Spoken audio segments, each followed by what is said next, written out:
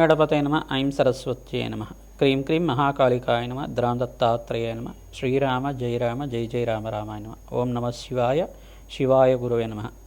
ఓం నమో భగవతే మేధా దక్షిణామూర్తే మహ్యం మేధాం ప్రజ్ఞం ప్రయచ్చస్వ. క్లీం కృష్ణాయ గోవిందాయ గోపీజనవల్లభాయ శ్రీకృష్ణ పరబ్రహ్మణే పరంజ్యోతిషే నమో నమ. మాతృభ్యో పితృభ్యో ఋషిభ్యో గురుభ్యో నమో నమ. ఆచార్యదేవేభ్యో నమో నమ. జయ గురు దత్తాత్రేయ నమ. గాయత్రీ పరంబకాయ నమ. యూట్యూబ్ ప్రేక్షకులకి అందరికీ కూడా నమస్కారం అండి.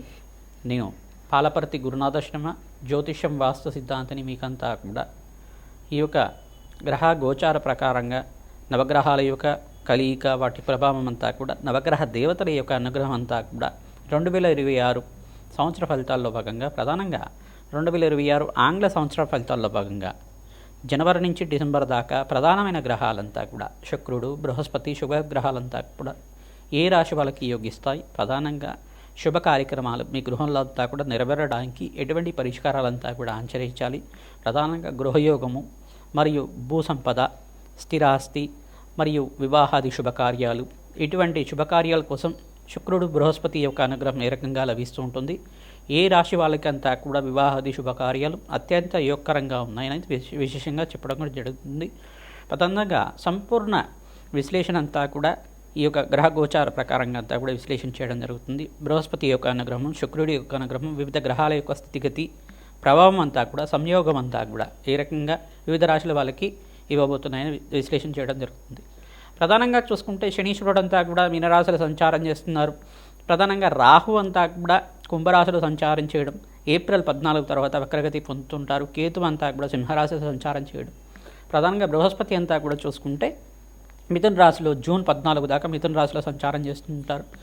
జూన్ 14 తర్వాత కర్కాటక రాశిలో అంతా కూడా ఉచ్చస్థానాన్ని పొంది అక్కడ సంవత్సర కాలం వరకు సంచారం అనేది జరుగుతుంటుంది. ప్రధానంగా చూసుకుంటే బృహస్పతి ఉచ్చస్థానంలో సంచారం అత్యంత యోగకరంగా శుభమైన ఫలితాలు ఇవ్వడానికి వివిధ రాశుల వాళ్ళకి యోగకరంగా ఉంటుంది. ప్రధానంగా ఇక్కడ చూసుకుంటే శుక్రుడంతా కూడా జనవరి 10వ తారీఖు నుంచి అంతా కూడా చూసుకుంటే ధనుస్సు రాశిలో అంతా కూడా ప్రవేశం చేసిన శుక్రుడు మరియు రవి భగవానుడు, అంగారకుడు, బుధుడు అంతా కూడా చతుర్గ్రహ కూటమితోటి బుధాదిత్య యోగంతో బుధుడు శుక్రుడు కలియకతోటి అంతా కూడా ధనుసు రాశిలో ప్రవేశం చేసి సూర్య భగవానుడు అంతా కూడా జనవరి 15వ తారీఖు రోజున మకర రాశిలో ప్రవేశం చేయడం, మకర సంక్రమణం జరుగుతూ ఉంటుంది. ప్రతి 30 రోజులకు ఒకసారి సూర్యగ్రహం అంతా కూడా మారుతూ ఉంటుంది. వివిధ గ్రహాలంతా కూడా మారుతూ ఉండడం వల్ల ప్రధానంగా సూర్య భగవానుడు, బుధుడు, శుక్రుడు అంతా కూడా ప్రతి మాసంలో అంతా కూడా మారుతూ ఉంటారు. వివిధ స్థానాల్లో అంతా కూడా మారుతూ ఉంటారు. వాటి ప్రభావం అంతా కూడా విశ్లేషణ చేయడం జరుగుతుంది. గ్రహస్థితి అంతా కూడా ఈ రకంగా ఉంది. ఏప్రిల్ 14 నుంచి ఈ యొక్క రాహుకేతులంతా కూడా వక్రగతి అంతా కూడా సంచారం జరుగుతుంటుంది. ప్రధానంగా బృహస్పతి అనుగ్రహం అంతా కూడా శుభ పరిణామాలంతా కూడా సంపూర్ణ విశ్లేషణ అంతా కూడా చేయడం జరుగుతుంది. ఏ వ్యాపారస్తులకంతా కూడా యోగకరంగా ఉంది.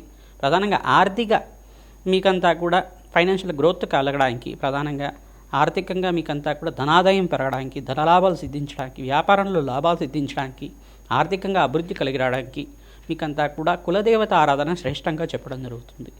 ఎవరైతే కనుక కులదేవత ఆరాధన విశేషంగా చేసుకుంటుంటారో మేషాది ద్వాదశ రాశుల వాళ్ళు విశేషంగా మీకంతా కూడా అత్యంత అనుకూలంగా అష్టేశ్వర ప్రాప్తి రావడానికి ఆస్కారం ఉంటుంది. గోచార చక్రవశాత్తు చూసుకుంటే మీకంతా కూడా దత్తనాడి ప్రకారంగా ఈ యొక్క ప్రశ్నారూఢ జాతకం ప్రకారంగా గోచార చక్రవశాత్కంతా కూడా వివిధ రాశుల వాళ్ళకి ఈ యొక్క గ్రహస్థితి ప్రభావం ఈ రకంగా ఉంది.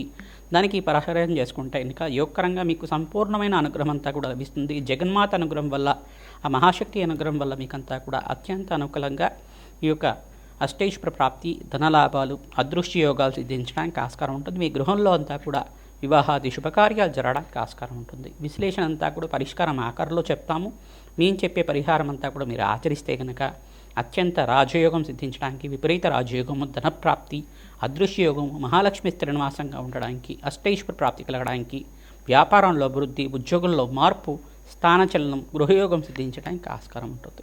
ధనుస్సు రాశి జాతకులకి 2026 ఆంగ్ల సంవత్సర ఫలితాల్లో భాగంగా జనవరి నుంచి డిసెంబర్ దాకా శుక్రుడు బృహస్పతి యొక్క సంయోగము, శుక్రుడు బృహస్పతి యొక్క ప్రభావం అంతా కూడా ఈ రకంగా ఉంటుంది. ప్రధానంగా చూసుకుంటే ఈ యొక్క శుక్రుడంతా కూడా వివాహాది శుభకార్యాలకు కారణమవుతాడు. కలత్రకారకుడు ప్రధానంగా, బృహస్పతి కూడా సంతానకారకుడు, వివాహాది శుభకార్యాలకు కారణమవుతుంటారు. గృహయోగం సిద్ధించాలన్నా, భోగభాగ్యమైన జీవితం, లగ్జరీ లైఫ్ లీడ్ చేయాలన్నా, ప్రధానంగా రాజయోగం సిద్ధి రావాలన్నా ఈ గ్రహాలంతా కూడా కారకత్వాలు అవుతుంటాయి.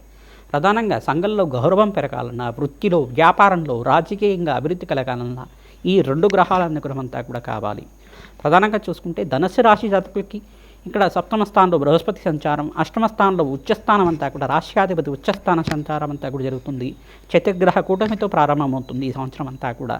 సూర్యుడు, బుధుడు, బుధ భగవానుడు, అంగారకుడు, ప్రధానంగా శుక్రుడు అంతా కూడా కలియిక.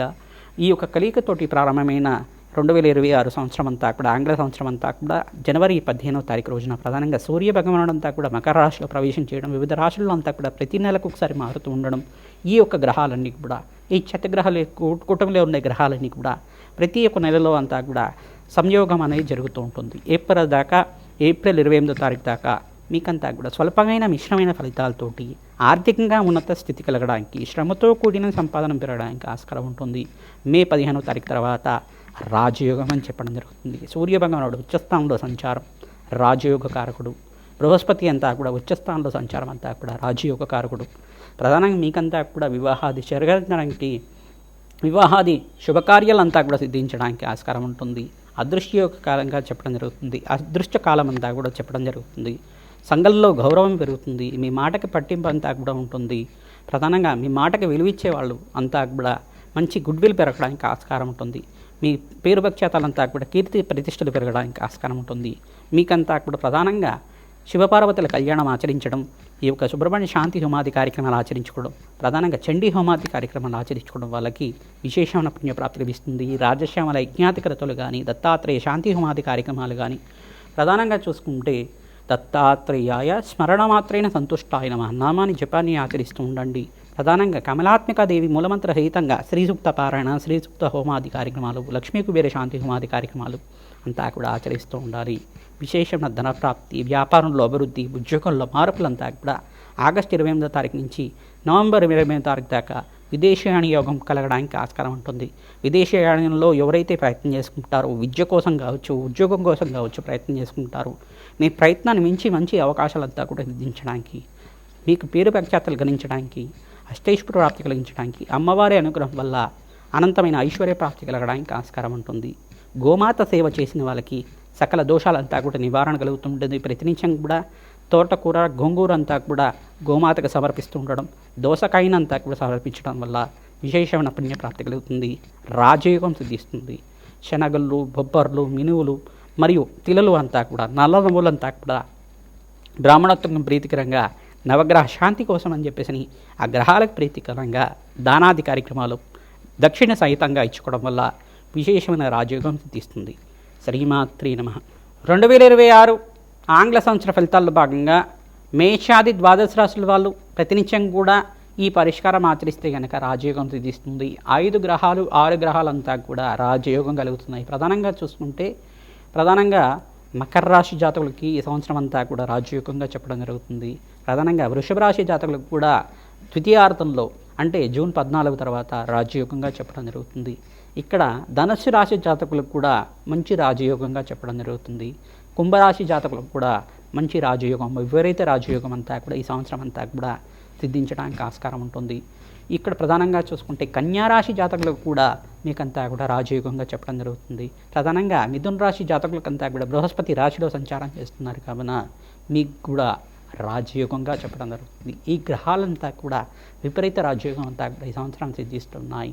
ఈ గ్రహాలకి ప్రధానంగా బృహస్పతి యొక్క సంచారం అంతా కూడా 5 రాశులకి, ప్రధానంగా 5, 6 రాశులకి, మిథున రాశి, ప్రధానంగా కర్కాటక రాశి జాతకులకు కూడా విపరీత రాజయోగం అంతా కూడా జూన్ 14వ తారీఖు తర్వాత సిద్ధించడానికి ఆస్కారం ఉంటుంది.